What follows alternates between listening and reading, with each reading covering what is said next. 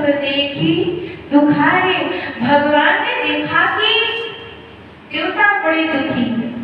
एक कलम में ऐसा हुआ, भैया तुलसी की कहानी आप सभी ने श्रवण किया होगा। भैया तुलसी, ये जलंधर कौन था? तो पूर्व जन्म में वृंदा के नाम से और जलंधर पति था। बड़ी सती साध्वी थी, पाति धर्म का पालन करने वाली सती साध्वी वृंदा जलंधर की पत्नी। भगवान और सारे के सारे देवता जलंधर के अत्याचार से बड़े परेशान हो गए। सब हारे। जलंधर के साथ में कोई देवता युद्ध करके जीत नहीं पाता इतना। और ये होता क्यों था? क्योंकि इसकी जो पत्नी वृंदा थी, ये बहुत पतिव्रत धर्म का पालन करने वाली सती साध्वी थी। तो कौन कर सकता है? और यही सुरक्षा कवच था जिससे सारे के सारे देवता सब, ब्रह्मा विष्णु महेश सब परेशान हो गए। कितना दुरात्मा आतंकवादी ही था, बहुत अत्याचार करता, इसलिए उसकी मृत्यु भी हो पाती, कोई हरा नहीं पाता। भगवान शंकर से तो बहुत समय तक युद्ध चलता ही रहा और इतने समय तक युद्ध चला कि ना भगवान शंकर हारते ना ये जलंधर हारता। बहुत समय, बहुत लंबे समय तक चलता रहा। भगवान शंकर भी कम नहीं, दोनों ही आपस में समान युद्ध था। अब जैसे ही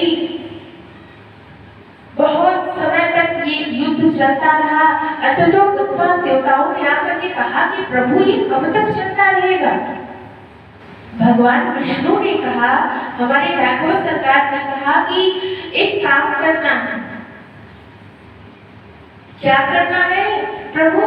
तो भगवान कहने लगे कि कैसे भी करके इस जलंधर को भगवान शंकर से वध करवाना ही पड़ेगा। देवताओं ने कहा कि ये तो हमें समझ में नहीं आ रहा है कि भगवान शंकर इसका वध करे तो करें कैसे? ब्रह्मा विष्णु सारे के सारे देवता सब बैठे हुए विचार विमर्श करने लगे कि आखिर में वध हो तो हो कैसे, क्योंकि इसकी पत्नी तो सती साध्वी है और यही सुरक्षा कवच बन करके जलंधर का रक्षा कर रहा है और इसीलिए अमर बना हुआ है। भगवान विष्णु और ब्रह्मा जी ने कहा कि प्रभु कुछ तो करना ही पड़ेगा। जब ब्रह्मा जी ने कहा भगवान विष्णु से, तो भगवान विष्णु ने कहा कि मैं कुछ करता हूं। भगवान ने एक बार मन में विचार बनाया और विचार बना करके कि जाकर के वृंदा के प्रति प्रेम का प्रस्ताव रखो। पूजन में बैठी हुई थी वृंदा, भगवान अपने दिव्य स्वरूप को धारण करके, बहुत ही छैल छबीला स्वरूप धारण करके भगवान समक्ष गए। तो जैसे ही गए तो प्रभु की बहुत सुंदर सेवा की। भगवान ने अपना प्रेम प्रस्ताव प्रस्तुत किया और जैसे ही हमारे भगवान ने प्रेम प्रस्ताव प्रस्तुत किया तो वृंदा नाराज हो गई। अरे आप तो धर्म के रक्षक हैं, जिस भगवान की सौंदर्यता पर कौन नहीं टिक जाता। ऐसे भगवान के स्वरूप को देख करके भी, बहुत ही सुंदर भगवान का स्वरूप, और स्वयं भगवान प्रेम का प्रस्ताव वृंदा के समक्ष रखते हैं। वृंदा ने ठुकरा दिया। भगवान चले आए मुरट करके। अब देवताओं ने कहा कि प्रभु अब ये भी पासा कुछ काम नहीं आया, कुछ करिए।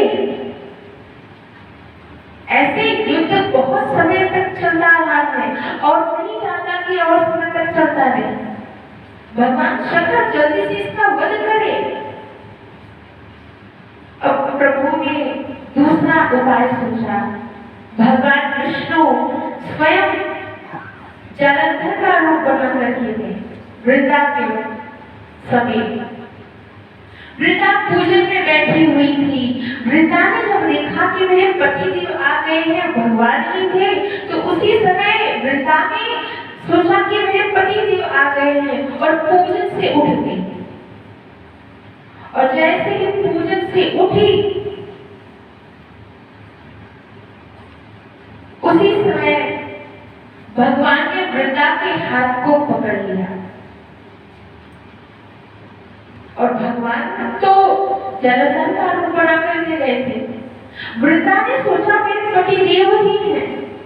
और जैसे ही उसका धर्म भंग हुआ, उसी समय भगवान शंकर ने अपने त्रिशूल से जलंधर के सिर को धड़ से अलग कर दिया।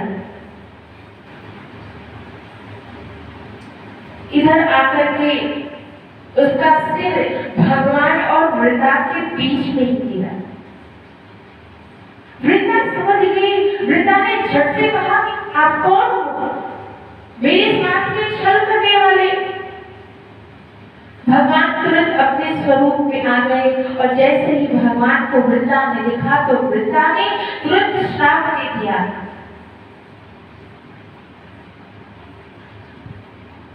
हे केशव, आपको मैं श्राप देती हूँ, आप पाषाण बन जाओ, पत्थर बन जाओ। भगवान शालिग्राम के रूप में परिवर्तित हो गए। पाषाण बन गए भगवान, पत्थर बन गए और पति के सिर को लेकर के स्वयं को भस्म में परिवर्तित हो गए। राख का ढेर बन गई। अब भगवान के प्रेम को देखिए, भगवान किस प्रेम पर टीक जाए। वृंदा ने प्रेम प्रस्ताव को ठुकरा दिया, लेकिन भगवान का प्रेम देखिए, उस रात में ही प्रभु लोट पोट हो रहे हैं, लौट रहे हैं उसके रात में, उसके भस्म में। भोले बाबा ने देखा, अरे ये प्रभु क्या कर रहे हैं, भस्म में लोट पोट रहे हैं। ऐसा प्रेम, ऐसा प्रेम। भगवान विष्णु को आकर के समझाते हैं, भगवान ये आप क्या कर रहे हैं? भोले बाबा ने बार बार प्रयास किया, प्रयत्न किया, तब जाकर के प्रभु को समझाया और उसी भस्म से, उसी राख के ढेर से एक तुलसी का बिरवा निकला और वही प्रिया तुलसी के रूप में परिवर्तित हुई। वृंदा ये तुलसी मैया है।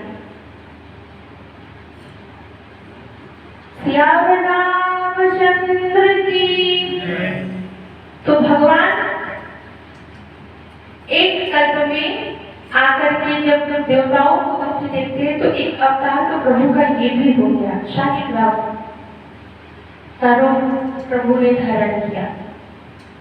और इसलिए मैया तुलसी का पौधा जहाँ पर होता है, भैया तुलसी कोई साधारण पौधा नहीं, वो देवी। और जब तक श्री ठाकुर जी महाराज के भोग में एक पत्ती भी नहीं रखा जाता, चाहे आप 1000 व्यंजन या कम से कम 56 व्यंजन ही आप रख दीजिए, या बढ़िया काजू का मिठाई बना करके, हलवा बना करके आप रख दीजिए, भगवान छूने वाले हैं, पाने वाले हैं, भोग ही नहीं लगाएंगे जब तक प्रभु के उस भोग में तुलसी का एक पत्ता नहीं पड़ जाता। और अगर रूखी सूखी रोटी भी है ना, तो एक पत्ता है वो भी प्रभु पा लेंगे। कितना प्रेम है भगवान का। भगवान कितने प्रेमी हैं अपने भक्तों की। प्रीति की रीति रंगीलो ही जाने, भगवान ही जान सकते हैं कि प्रीति के, प्रेम के व्यवहार में क्या होता है, इसकी रीत क्या है, दूसरा कोई नहीं समझ सकता। इसलिए हमने देखा भी है, संसार वालों से आप कितना भी प्रेम करा लो,